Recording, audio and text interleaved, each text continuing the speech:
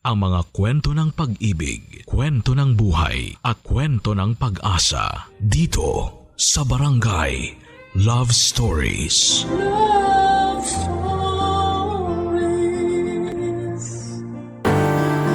Huwag sasama ang loob kung tayo man ay tinuturuan ng mga nakatatanda sa atin.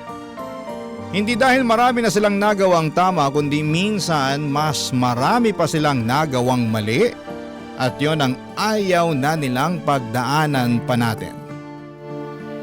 Ikaw kabarangay, natuturuan ka ba?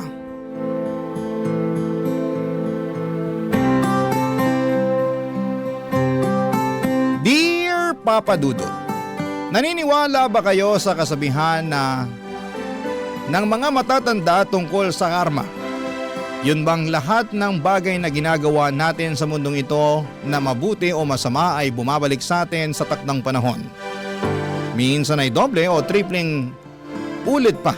Kaya naman inihalin tulad ito sa pagtatanim ng mabuting buto upang mabuting karma rin ang anihin mo. Siguro yun nga ang pinagdaraanan ko, kaya naman napasulat ako sa programa ninyong Barangay Love Stories. Pero bago ang lahat ay gusto ko munang kunin ang pagkakataon na ito upang magpasalamat sa inyong istasyon at kay Papa Dudut dahil sobrang nakakaaliw ang mga istorya ng buhay na itinatampok ninyo. Maraming salamat talaga. Ako nga pala si Danilo. Hindi ko totoong pangalan. Taga Taytay Rizal at nasa 29 years old na ako. Kung babalikan ko ang aking kabataan, noong araw ay masasabi kong nuknukan ako ng sutil. Kaya naman abot sa kabilang barangay ang konsumisyon sa akin ng mama ko.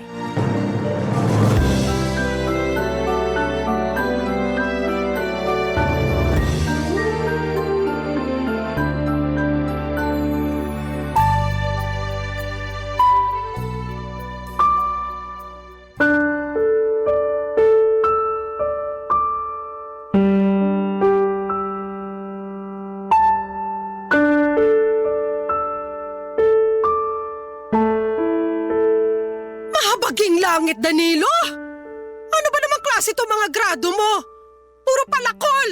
Duda tuloy ako kung makakapasa ka nito sa high school. Ilang beses ko po bang dapat ulit-ulitin na sabihin sa inyo na ayaw ko na nga po mag-aral? Kayo lang yung pilit ng pilit sa akin. Tapos nagre-reklamo kayo na ganyan mga grado ko. Sino hindi magre-reklamo? Ikarekla-reklamo naman talaga to. Tsaka ano na lang ang sasabihin sa'yo ng namayapa among papa nito, nak? Siguradong kinahihiya ka na nun sa langit. Yan po yung ayaw ko sa inyo eh. Dinadamay nyo palagi si Papa wala na nga yung tao. Baka imbis na nananahimik na yung kaluluwa nun sa langit, palagi pang naiistorbo at nangungonsume, kakabanggit nyo ng pangalan niya sa tuwing pinagagalitan nyo ko. Paano hindi ako magagalit? Kagalit-galit naman kasi itong pinaggagawa mo sa pag-aaral mo. Baka nakakalimutan mong hindi ka bumabata. 20 anyos ka na, di ba? Opo. Sa edad na yan, dapat nasa kolehiyo ka na pero hindi ka pa nakakapagtapos ng high school. Ay nako, paulit-ulit naman po tayo eh. Konti na lang po, maiirita na talaga ako sa inyo. Aba? Ikaw pa umiga ng mairita sa akin, ha? Kasi naman po ang kulit nyo eh. Paano ako naging makulit kung kapakanan mo lang naman yung iniisip ko? Tsaka hindi naman ako makikinabang sakali makapagtapos ka ng pag-aaral. Ikaw din naman, di ba? Baka nakakalimutan mo na mas madali makapaghanap ng trabaho yung mga kabataang may tinapos. Alam ko naman po yun. Alam mo naman pala, pero palagi mo binabaliwala yung mga pangaral ko. Hindi ko po binabaliwala. Pero nakakaturete na kasi kayo eh. Tsaka para naman kayong di makaintindi. Ilang beses ko na sinabi sa inyo na ayoko na nga mag-aral. Ang tanda-tanda ako na rin para pumasok sa eskwelahan. Siyempre nahihiya na rin ako, no? Mas mahiya ka sa akin dahil ako nagpapaaral sa'yo. Hindi ko naman po sinabi na pag-aralin niyo ako ah. Tsaka kung makakumpara kayo sa akin sa ibang tao, lalo dun sa mga anak ng mga kazumba nyo na nakagraduate na, akala nyo naman talaga na pakinabangan nila yung mga tinapos nila. Anong ibig mong sabihin? Yung anak ng kumare nyo, tinapos pagkapiloto pero nasan ngayon? Di ba nasa call center kasi practical daw? Grabing pagsasayang ng pera naman yun makapagtapos lang siya ng kurso niya na kung tutuusin, mapapamura ka sa mahal tapos babagsak lang sa ganun. Tapos yung isa pang anak ng kumare nyo, IT naman ang tinapos pero nauwi lang sa pagre-repair ng mga gadget sa palengke. Hoy, ano masama ron? Wala. Pero pwede naman yun matutuhan kahit di ka nakapagkolehiyo eh. Aksaya lang sa pera na pinag-aral pa sila ng ganun. Tapos dun lang sila mapupunta. Di ba para namang mas nakakahiya na sabihin may tinapos ka pero di ka sa larangang yun nagtatrabaho? Hindi nakakahiya yun. Dahil anong malay natin sa pinagdadaanan nila? Diba? Malay mo, ilang beses sila nag-a-apply ng trabaho na may kinalaman sa kurso na tinapos nila pero walang bakante o maraming kakumpetensya. Kaya nag-iba na lang sila ng pinasukan. Hindi masama yun kasi hindi naman sila nagnanakaw. Tsaka wag mo nga akong bigyan ng katwiran na mas maigi na wag na lang magtapos ng pag-aaral kasi pwede lang yon kung madiskarte ka. Para nyo na rin pong sinabi na di ako madiskarte ah. O buti alam mo, Sakit nyo naman po magsalita. totoo naman sinasabi ko ah. Napakakupad mo. Hindi ka mautusan sa bahay. Reklamador ka, kulang ka rin sa diskarte. Kaya paano ka aasenso sa buhay niyan? Yun na nga lang pag-aaral mo ang susi. Para kahit paano magkaroon ka ng alas pag naghanap ka na ng trabaho. Ay, ewan ko na lang talaga sa yung bata ka. Baka sa kangkungan ka na lang pulutin pagdating ng araw.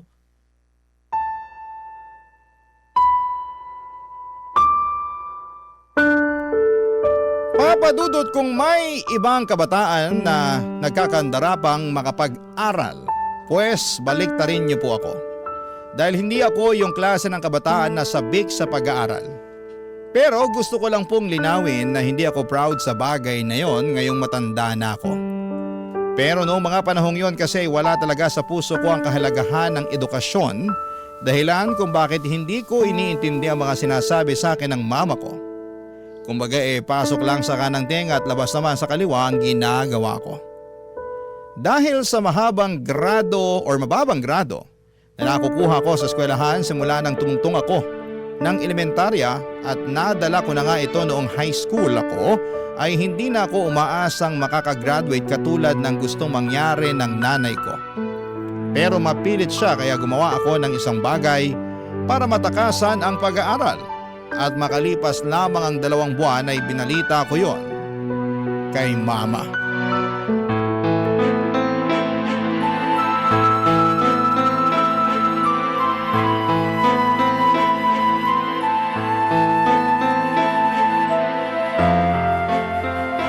Anong sinasabi mong tukmul ka? Man naman eh. Paulit-ulit na lang po ba tayo?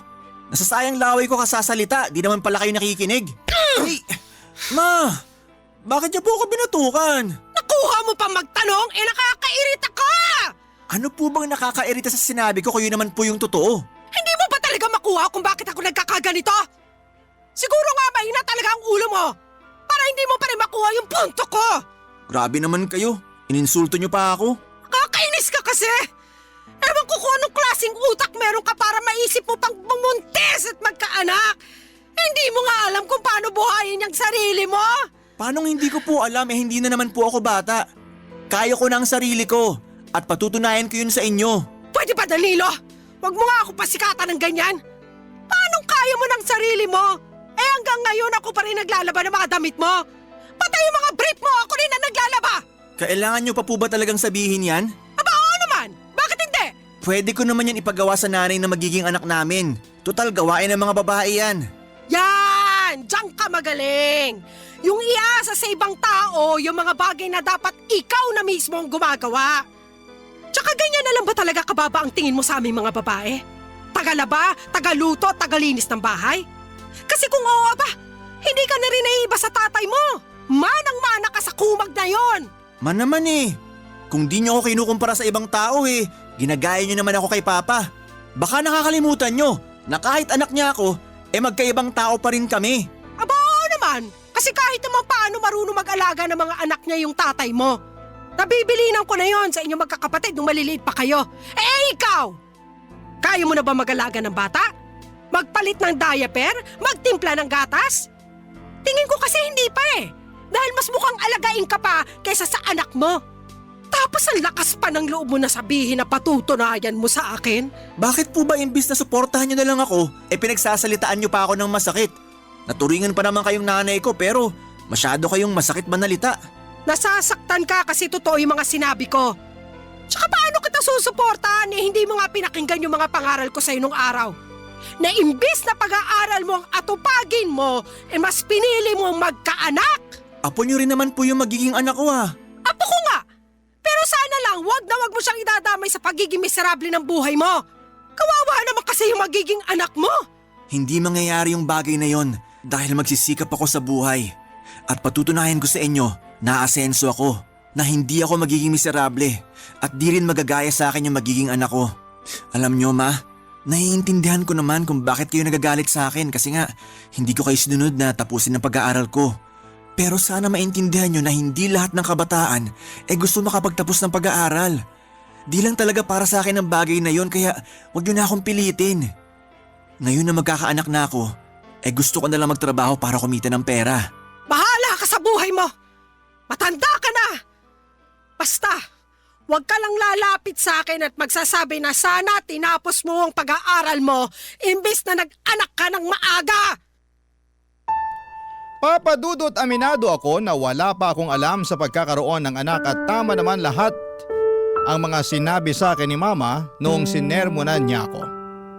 Pero nang mga panahong yon, alam ko sa sarili ko na mas gusto ko nang maging tatay kesa tapusin ang pag-aaral ko. At kahit na nakonsensya pa ako ng bahagyan ng umiyak si Mama, ay tinatagang ko na lamang ang aking loob at sa huli ay tuluyan na akong nawala ng pakialam sa damdamin niya. Para sa akin, matanda na ako para patuloy pa rin niyang pakialamanan sa kung ano ang desisyon na gusto kong gawin sa aking buhay. At para sa akin, Papa Dudut, ay kakayanin ko naman siguro magtrabaho upang kumita ng pera nang sa ganon ay may maipangtustos ako sa aking anak. Kaya nga kahit na hindi masaya ang nanay ko sa nangyari, ay pinangatawanan ko pa rin ang kagustuhan kong magkabibi na noong mga panahong yon, Papa Dudut. Barangay Love Stories. Barangay Love Stories. At dahil nga sa hindi ko na tinapos ang pag-aaral ko, ay hindi na rin po ako nakagraduate ng high school, Papa Dudut. Sobrang laki ng panghihinayang ng nanay ko dahil 1 taon na lamang ay hindi ko pa raw pinagbigyan. Patuloy pa rin niyang sinumbat sa akin ang lahat ng pera na ginastos niya, pambaon ko at pagbibigay niya para sa mga projects noong araw na nag-aaral pa ako. Bagay na kinainis ko talaga ng husto sa kanya. Sa huli, wala na rin naman siyang nagawa sa desisyon ko na mas piliin ko ang aking anak. Kaya lang na-realize ko na mahirap pala talagang kumita ng pera. Maswerte kami kasi pensyonado ang namayapa naming tatay kaya naman kahit papaano ay may nakukuha ang nanay ko. Namatay kasi ang tatay ko noong nasa 2nd year high school pa lamang ako at kabilin-bilinan nga niya kay Mama na pagtapusin ako ng pag-aaral. May mga nakatatanda akong kapatid na meron na rin namang trabaho pero dahil pamilyado na rin sila ay limitado na lamang ang perang na ibibigay nila sa bahay. At dahil nga sa hindi ko pa kayang makapagbukod noon ay sa bahay ko muna itinira ang aking mag-ina. At naging maayos naman ang relasyon ng nanay ko at ng kinakasama kong si Lena, Papa Dudut.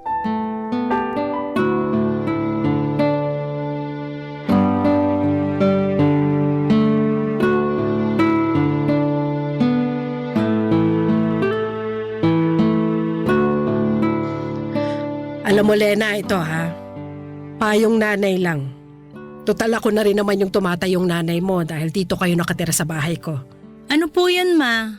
Kapag nakakalakad na yung anak mo at matibay na yung tuhod, turu-turuan mo na ng mga gawaing bahay. Hindi kasi porke lalaki, dapat masanay na walang alam sa buhay. Hindi dapat kalakihan ng apo ko na palaging umaasa sa mga babae, sa mga bagay na pwede naman nilang gawing mag-isa. Yun naman po talaga ang plano kong gawin pag lumaki na po yung anak namin ni Danilo. Na paunti-unti tuturuan ko siya na gumawa ng mga gawaing bahay para may alam naman siya. Oo, kasi yan yung bagay na hindi ko nagawa at naturo nun kay Danilo. Biruin mo ha, 4 silang magkakapatid at si Danilo lang ang lalaki. Siyempre, dahil nga uniko iho, spoiled ng tatay, kaya pinagbawalan ako na paggawain ng mga gawaing bahay. Palibhasa, magkalinyang pag-iisip ng mag-amang yon. Kaya nga lagi ko sinasabi kay Danilo na manang-mana siya sa tatay niya. Medyo napansin ko nga po kay Danilo na ayaw niya na gumagawa ng mga gawaing bahay. Mabilis mag-init ang ulo niya. Tapos pag ginagawa naman niya hindi pulido yung trabaho niya. Kagaya na lang pag naghuhugas siya ng pinggan. Madalas masebo pa yung mga hinugasan niya kaya nag-aaway kami. Kaso ayaw din talaga patalo nung anak niyong yun eh. Mangangatwiran pa na sana raw ako na lang gumawa para di na ako magreklamo. Gawain niya talaga yan. Kaya nga puro sakit ng ulo yung daladala niya sa pamamahay na to. Lalo na nung nagsipag-asawa na yung mga ate niya. Siyempre bago kayo dumating ng apo ko sa buhay namin, kami lang dalawa magkasama. Aba hindi ko maasahan ang lintik na yan sa mga gawaing bahay. Mas inuuna pa ang magreklamo kesa tumulong sa akin. Tapos kung gagawa naman magdadabog. O kaya hindi aayusin yung ginagawa. Kaya madalas kami nag-aaway. Akala ko nga magbabago na siya ngayong tumanda na at nagkaanak. Pero para bang naging mas malala pa kasi lahat inaasa na niya sa'yo. Kawawa ka naman tuloy. Ma, bakit kung ano-ano na naman pong pangit na bagay yung sinasabi niyo kay Lena tungkol sa akin? Ha? Ay hindi Wala ko sinasabing ganon. Anong wala? Dinig na dinig ko kayo, nandun pa lang ako sa may pinto. Mahal, hindi mo naman sinabi na uuwi ka ng maaga. Oo, kasi wala kaming overtime. Kaya tuloy nahuli ko kayo na pinag-uusapan ako. Nagkukwentuhan lang naman kami ni Mama. Tapos ako yung naisip yung pagkwentuhan, ganon? Nabanggit lang naman ni Mama. Hindi ka naman naming sinadyang pag-usapan. Pakiramdam ko sinadya nyo kasi kanino ko pa nakakagat yung dila ko eh. Bakit pa kasi apektado ka dyan? Sa totoo naman yung lahat ng mga sinabi ko kay Lena tungkol sa'yo. Di lumabas na rin yung totoo na pinagkwentuhan nyo nga ako. Ay, hindi lang palabas na pinagkwentuhan. Dahil sinisiraan nyo ako sa kinakasama ko. Anong sinisiraan? Hindi ganun yun, no? Hindi raw, pero kung todo kayo lait sa akin. At ikaw naman, Lena, huwag ka nga masyadong nakikinig sa nanay ko. Alam ko na close kayo, pero sige ka, magiging kamukha mo na siya. Danilo naman, nanay mo pa rin yung pinagsasalitaan mo ng ganyan. Alam ko, pero wala pa naman sa kalingkingan ng mga masasakit niyang sinabi tungkol sa akin yung sinabi ko tungkol sa kanya, di ba? Tsaka sa lagay pag siya nagsabi ng masama tungkol sa akin ayos lang kasi nanay ko siya, pero pag ako gumawa nun, masamang anak ako dahil nanay ko siya? Para naman yatang di patas yun. Hirap kasi sa inyo, akala nyo kung sino kayong perpekto. May mga pagkukulang din naman kayo sa sarili nyo. Papa Dudut, masaya naman ako na magkasundo sina Mama at Lena. Kaya sila close. Pero dahil sa sobrang close nila ay nakakairita na, lalo at idinadaan na ng nanay ko sa aking kinakasama ang mga problema at reklamo niya sa akin. At sa tono pa ng pananalita niya. Akala mo kung sinong inape kaya lalong nakakairita. Kahit na nanay ko pa siya ay sinagot ko pa rin siya ng pabalang dahil pakiramdam ko ay napahiya ako sa mga pinagsasabi niya sa kinakasama ko. Simula noon ay tuluyan na akong nawala ng amor at respeto sa nanay ko. Kontrabida sa mga teleserye ang tingin ko sa kanya at hindi na niya pinalagpas kahit na anak niya pa ako. Madalas ay hindi na rin ako sumasabay na kumain sa isang mesa kapag nandun siya. Bagay na napansin nga ni Lena. Pero minsan lang naman mangyari yon.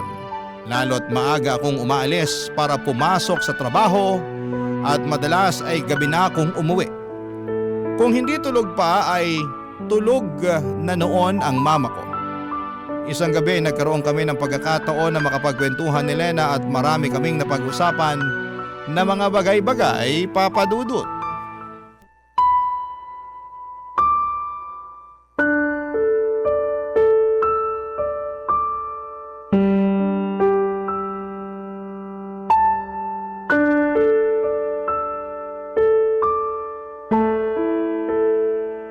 Namimuhan ka na naman dahil 5 beses kang na-late sa cut-off nyo. Oo, di mo ba nabasa dyan? Nagsorry na lang ako para kunwari may pakay ako sa memo nila. Paano nangyari yun? 10 minuto lang naman yung layo ng tinitira natin sa pinapasukan mo. Paano ka nalilate? Ha? Ano kasi? Ano? Ang nilagay mo lang kasi rito sa incident report mo hindi na mauulit. Ano yun? Wala man lang rason. Wala rin namang kwenta na magrason pa kasi nandyan na nga yung memo, di ba? Sige. Balik tayo sa tanong ko. Ano nga yung rason? Bakit ka nalilate? Bakit kasi inaalam mo pa? Kita mong tapos na naman, di ba? Sagutin mo na lang tanong ko. 1, 2. Oo na. Ikaw talaga, ano? Ginawa mo pa akong bata. May nalalaman ka pang pabilang-bilang dyan. Danilo, 3. Huwag mo nang hintaying mag-4, makakaltukan kita. Minsan kasi, hindi namin napapansin ng mga kasamahan ko na alas 8 na pala. Tapos napasarap pa yung yosi at kwentuhan namin sa kantin. Ang aga-aga namang chismisan yan. Hindi naman palagi. Anong hindi palagi? Nung nakaraang buwan namemohan ka rin dahil panay ka over break. Tapos magdadahilan ka pa na hindi palagi. Alam mo, lokohin mo na lelang mo, wag ako. Oh, ayan ka na naman. Nagagalit ka na naman. Sige nga, sabihin mo paano ako hindi magagalit habang tumatagal papangit ng papangit tong record mo sa kumpanya nyo eh. Parang kailan ka lang naman nagsimula rito. Baka nakakalimutan mong hindi ka pa nga regular dito pero wagas na tong mga memo mo. Malapit ko na tong ipalaminate at i-display dyan sa dingding ng bahay natin. Sige ka. Grabe naman. Ano yan, wall of shame? Bakit hindi? Mukha naman kasing proud na proud ka pa sa mga memo mo. Kaya i-display na natin para naman makita ng mga bisita ni Mama. Alam mo, kakadikit mo kay Mama. Nagiging kaugali mo na siya. Anong sinabi mo? Katono mo na rin siya magsalita. Yung pagganyan mo ba? Yung may nalalaman ka pang display. Ganyan-ganyan si Mama sa akin nun eh. Kadidikit mo kasi sa kanya kaya nahawa ka na ng ugali niya. Ano namang masama doon? Masama yun. Kasi pareho na kayong nakakainis. At kami pa palang nakakainis. Kasalanan ba namin na nagkakaintindihan kami pag tungkol sa iyo ang usapan? Saka wag mo ngang ibahin ang usapan. Wag mong isali yung mama mo rito kasi labas siya rito. Hirap sa'yo, hilig mo mandamay ng iba eh. Bakit kaya hindi mo ayusin at baguhin yung ugali mo, no? Sobra ka naman. Sobra na kung sobra pero pamilyado ka na. Hindi ka na binata na pwedeng magpabanching-banching sa trabaho mo. Di na pwede yung aalis ka kung kailan mo gusto, lalo na may anak ka nang sinusuportahan. Hindi ko naman kayo pinababayaan ah. May nabibigay ako sa iyong pera tuwing sahuran. Meron nga, pero kulang. Alam mo, di naman ako magrereklamo kung sapat lang talaga eh. Pero mapapanot na lang ako sa kakabudget, hindi ko talaga mapagkasya yung sahod mo. Buti sana kung hindi ka pala hingi ng masarap na ulam. Gusto mo pa palaging nagkakarne. Palibasa wala kang alam sa presyo ng kilo nun sa palengke. Ay, magkaroon ka naman ng pangarap para sa amin ng anak mo. Paano tayo makakaipon para makabukod niyan kung ganyan ka magtrabaho? Please Danilo, ayusin mo naman. Papadudot kahit na nainis ako kay Lena dahil sa dami ng mga issue na sinabi niya sa akin hindi lang sa trabaho kundi sa nanay ko na rin, ay alam ko sa aking sarili na totoo naman ang lahat ng yon. Paiba-iba ako ng mga napapasukan at wala akong naging permanenteng trabaho dahil sa dami ng problema ko. Kadalasan po ay tungkol yon sa pakikisama at minsan kasi sobra-sobra tapos ay minsan naman ay kulang na kulang. Madali rin akong magsawa at tamarin sa isang bagay na paulit-ulit ko nang ginagawa. Kaya nga kahit na anong kagustuhan naming makapagbukod ni Lena ay alam namin na hindi pa talaga kakayanin dahil sa liit at hindi stable na kinikita ko. Tapos imbes na magsikap sa pagtatrabaho at lumakas ang aking loob para mas makapagpatuloy ay na-depress ako. Pakiramdam ko ay naparalisa ang buong katawan ko sa mga problemang binato sa akin ng kapalaran. Kaya naman hindi ako makakilos ng maayos ng mga panahong yon. Papadudot. Barangay Love Stories. Barangay Love Stories. Papadudot, hindi na nga ako produktibo sa aking ginagawa ay natanggal ako sa pinapasukan ko ng mga panahong yon. Pero inilihim ko yon kay Lena dahil baka mag-alala siya at mamroblema.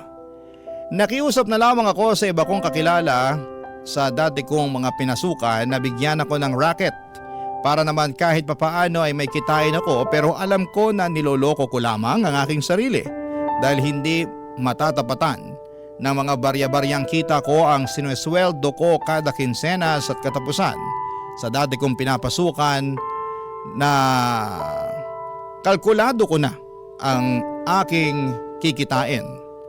Kaya naman napansin yon ng misis ko. Kaya para mapagtakpan na natanggal ako sa trabaho at makapagbigay pa rin ng pera kay Lena nang hindi niya pinagdududahan ay nangutang na nga po ako. Alam ko naman na mapanganib yung ginawa kong yon pero ayoko lang talagang mag-away kaming dalawa. Saka hindi pwede na mawalan ako ng perang pambigay dahil nga may anak kami na sinusuportahan ko. Kaya lang ay lumobo lang ang utang na yon at umabot na sa punto na hinahunting na ako ng mga pinagkakautangan ko. Kaya wala na rin po akong nagawa kundi ang magsabi kay Lena at tulad ng reaksyong inaasahan ko ay nagalit siya sa akin ng husto. Papa Dudut.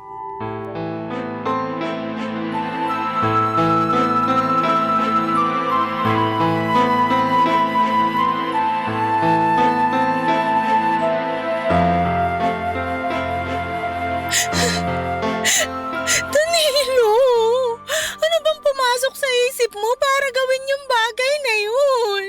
Marami. Sa sobrang dami di ko na alam ano talaga yung tama sa mga naiisip ko. Kaya nagpadalos-dalos ka na lang sa desisyon mo, ganun ba? Akala mo siguro yun yung tamang gawin, pero hindi mo na naisip yung balik nitong problema sa atin. O ngayon, wala ka na nga trabaho tapos ang dami mo pang utang. Pero nagawa ko lang naman yun para hindi magkulang sa perang binibigay ko sa'yo. Baka nakakalimutan mong panereklamo mo sa akin na kakarampot lang ang sinusweldo ko. Magkaibang bagay naman yun. Kasi itong mga binibigay mo sa akin ngayon inutang mo pala. Hindi ka ba nakikinig? Ginawa ko lang naman yun kasi nga kailangan... Nakikinig ako at naiintindihan ko ang rason mo pero kahit anong gawin ko, hindi ko pa rin matanggap na kailangan mo pang mangutang pantapal sa sweldo mo kasi nawalan ka ng trabaho. Yun yung punto ko doon, Danilo. Nawalan ka ng trabaho at hindi mo yun sinabi sa akin. Naiintindihan mo ba yung bigat ng kasalanan mo? Oo, pero... Pero ano? Sabihin mo! Natakot kasi ako sa'yo eh. Natakot ako sa kung anong pwede mong sabihin sa akin. Kung ano man ang mga sasabihin ko sa'yo, alam mo sa sarili mo na totoo lahat yon. Hindi naman kita pagsasalitaan ng masakit kung wala akong dahilan, di ba? Pero ikaw ang gumawa ng mga dahilang yon. Tapos silitanyahan mo ako ng ganyan. Kaya nga kasalanan ko talaga yung nangyari. Natakot ako na harapin yung bunga ng mga maling desisyon ko. Natakot ako na marinig sa'yo lahat ng mga pagkakamali ko kasi kilala ko ang sarili ko eh. Imbis na tanggapin yung mga kasalanan ko at magsikap, madali ako maapektuhan. Kaya nalulugmok agad ako. At yun din ang dahilan kaya naging desperado na ako. Sana iniisip mo man lang kami ng anak mo bago ka naging desperado. Iniisip ko naman kayo. Palagi ko kayong iniisip kaya nagawa ko yung mga bagay na yun. Maniwala ka sa akin, Lena. Mahal na mahal ko kayo ng anak natin. Ewan ko, pero malapit na talaga akong maniwala sa mama mo na hindi ka maasahan. Si mama na naman. Alam mo, namumuro na talaga sa akin yung nanay ko na yan. Bakit ka nagagalit sa kanya? Totoo naman yung mga sinabi niya. Saka kumpara sa akin mas matagal ka nang nakasama ng nanay mo kaya kabisadong-kabisado na niya yung ugali mo. Oo nga, pero hindi pa rin tama na sinisiraan niya ako sa'yo. Hindi ka niya sinisiraan. Ikaw ang sumisira sa sarili mo. Pwede ko naman kasing hindi paniwalaan yung mga sinasabi niya dahil araw-araw nagbabago ang tao para sa ikabubuti niya. Pero hindi mo yun magawa sa sarili mo. Sa katunayan, puro na lang sa ikasasama mo at ng pamilya natin yung mga ginagawa mo. Sabihin mong hindi, patunay yung mga memo mo sa dati mong trabaho sa mga violation na pinaggagawa mo. Sorry na, hindi ko naman sinasadya eh. Siguro nga tama kayo ni Mama na masyado kong sutil at hindi maaasahan. Ewan, personalidad ko na siguro.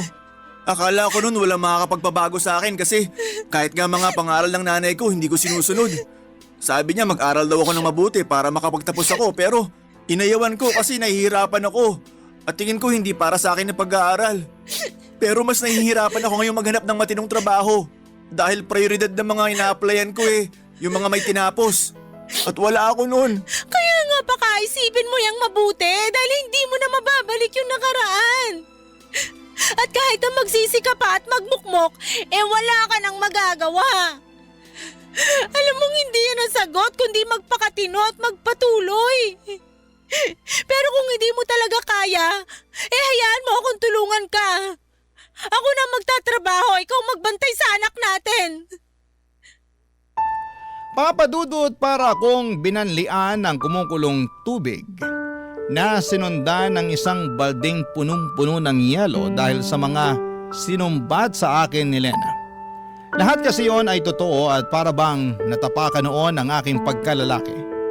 Kasi wala naman akong nagawa, alam ko na pag ako lang ang dumiskarte ay lalo kaming mababaon sa utang. Nung ako pa nga lang mag-isa ang nakakaalam ng problema ko ay para bang masisira na ako ng ulo. Kaya nga tulad ng payo sa akin ng kinakasama ko ay nagsikap ako sa paghahanap ng trabaho. Pero pinag-isipan ko rin naman kung siya na lang muna ang pagtatrabahuhin ko dahil mas madiskarte at malakas ang loob niya kaysa sa akin. Hindi nga nagtagal ay pumayag akong mamasukan si Lena at kapag rest day niya ay ako naman ang rumaraket. Pinatos ko na talaga kahit na anong pwede katulad ng pagtatao sa mga tindahan, pagiging delivery boy or waiter sa mga catering event. Lahat ng yon ay ginawa ko para makapag-ipon ng pambayad sa aking mga utang. At hindi yon lingid sa kaalaman ng nanay ko, Papa Dudo.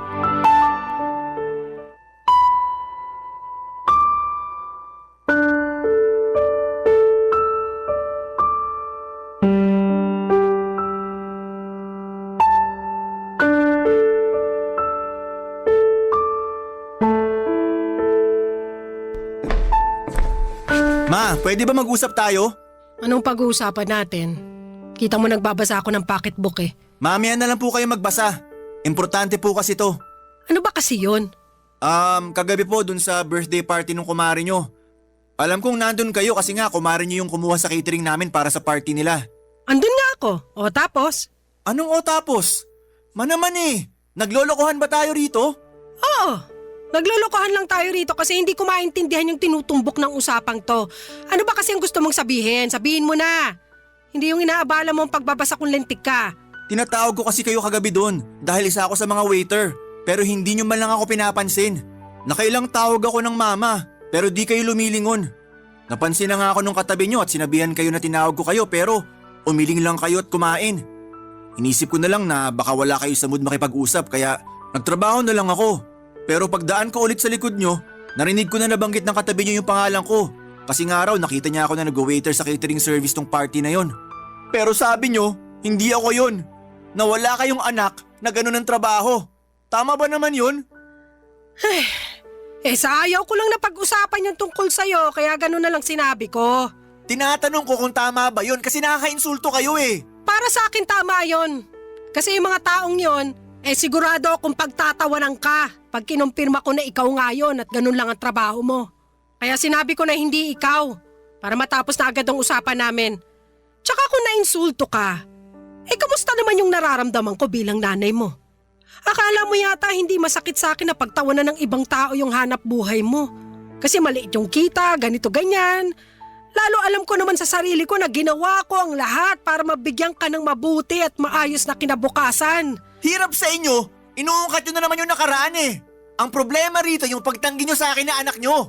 Bakit ka nagagalit sa bagay na yon? Kasalanan ko ba? Nahirap akong ipagmalaki ka dahil sa ugali mong yan? Kung yung pagiging sutil ko nung araw ang sinasabi nyong ugali, nagbago na ako. At nagsisikap na ako ngayon para sa pamilya ko, ma. Dapat lang naman talaga na magsikap ka. Dahil nabanggit sa akin ni Lena na marami ka raw pinagkakautangan na kailangan mong bayaran. At lahat ng yon kagagawa ng padalos-dalos mong desisyon sa buhay. Kahit nanay mo ko sumuko na ako sa ugali mong yan. Kaya hindi mo ako masisisi kung ganito ako sa'yo ngayon. Para sa akin, pambawi ko to sa lahat ng konsumisyon na pinaranas mo sa akin nung araw. Kumbaga gusto ko na lang na hindi mangonsumi sa'yo. Lalo na't nandyan naman na yung kinakasama mo. Kawawa nga lang siya kasi ang bata-bata pa baka tumanda agad kung hindi ka magbabago. Alam mo Danilo, imbis na umiyak-iyak ka dyan o magtampo-tampo, mabuti pang gawin mo pagtuunan na lang ng atensyon ng buhay nyo. Magsumikap ka para makabayad ka sa mga utang nyo. Magpakatino ka sa pagtatrabaho para matustusan mo ang mag-ina mo. Patunayan mo sa akin na responsable ka na. Baka sakaling magbago ang tingin ko sa'yo at maipagmalaki na kita. Papa Dudut, alam kong masakit ang mga sinabi sa akin ng mama ko. Pero wala naman akong magawa dahil lahat ng yon ay totoo at tagos sa buto. Kasalanan ko naman talaga ang mga maling desisyon ko sa buhay kaya naging pangit ang resulta nito. At ang masakit pa ay karamay ko pa sa mga kamalasang yon si Lena at ang aming anak. Pero ayoko nang malugmok at patuloy na kaawaan ng aking sarili sa sitwasyon na kinasasadlakan ko. Sa halip ay nagsikap ako para makabangon. Hindi nagtagal ay nakaipon naman kami ng pera ni Lena na pambayad sa mga utang ko at pinangako ko sa kanya na hindi na ako basta-basta gagawa ng desisyon na hindi siya kinukonsulta. Marami po akong natutunan sa mga karanasan ko sa buhay na dinala ko nitong tumanda na ako. At kasama na nga doon yung mga hindi pagpapasaway sa mga magulang natin. Dahil posible nila tayong bawian pagdating ng panahon. Pero hindi naman ako tuluyang kinahiya at tinakwil ng mama ko and in fact, maayos ang relasyon namin ngayon dahil pinatunayan ko sa kanya na seryoso na ako sa pagbabagong buhay para sa ikauunlad ng aking sarili. At yun naman ang pinaka-importante. Hanggang dito na lamang po ang sulat ko, Papa Dudut. Maraming salamat po sakaling mapili po ninyong i-ere sa programa ninyong Barangay Love Stories. God bless and more power sa inyong istasyon. Ang inyong forever kapuso at kabarangay, Danilo. Anong say mo sa Barangay Love Stories na ito?